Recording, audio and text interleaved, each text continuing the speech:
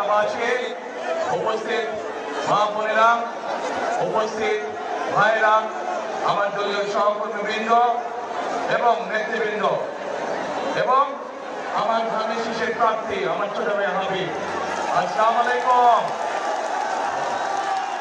আসসালামু আলাইকুম। আসসালামু আলাইকুম। ভালো আছেন সবাই?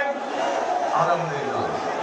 প্রিয় ভাই বোনেরা, আজকে এই জনসভায় আসার পরে আমার কাছে এখন মনে হচ্ছে এই যে আমি হাবিবকে আজকে ধানের শীষ তুলে দিয়েছি হাতে, আমার মনে হয় সিদ্ধান্তটা আমি সঠিক গ্রহণ করেছি। এখন প্রিয় ভাই বোনেরা, এই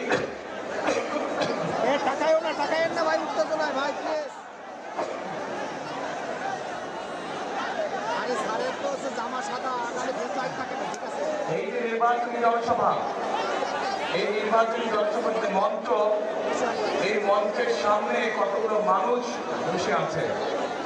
এই মানুষগুলোর হাতে, কারো হাতে জনির একটা ছোট্ট প্ল্যাকার্ড, কারো হাতে সুমনের একটি প্ল্যাকার্ড, কারো হাতে ফরহাদের একটি প্ল্যাকার্ড, কারো হাতে কাজলের একটি প্ল্যাকার্ড, কারো হাতে জালালের একটি প্ল্যাকার্ড, কারো হাতে আফসারের একটি প্ল্যাকার্ড।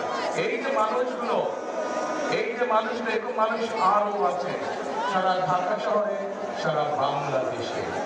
এই যে মানুষগুলো বসে আছেন, যে নামগুলো আমি বললাম, এই মানুষগুলো আজকে আমাদের মাঝে নেই। কিন্তু এই মানুষগুলো কেন নেই?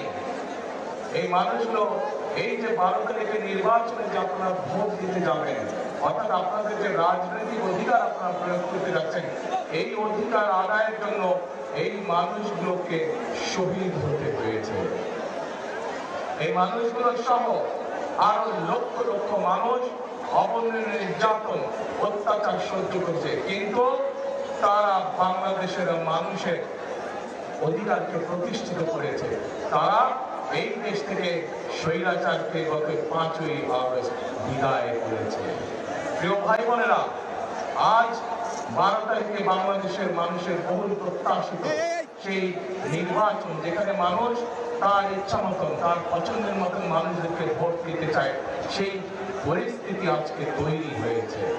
এখন প্রিয় ভাই বোনেরা, এই যে পরিস্থিতি, এই যে ভোট দেওয়া, এই যে 12 তারিখের যে বিষয়টি, এইটি শুধুমাত্র ভোট দেওয়ার ভিতরে সীমাবদ্ধ রাখলে চলবে না।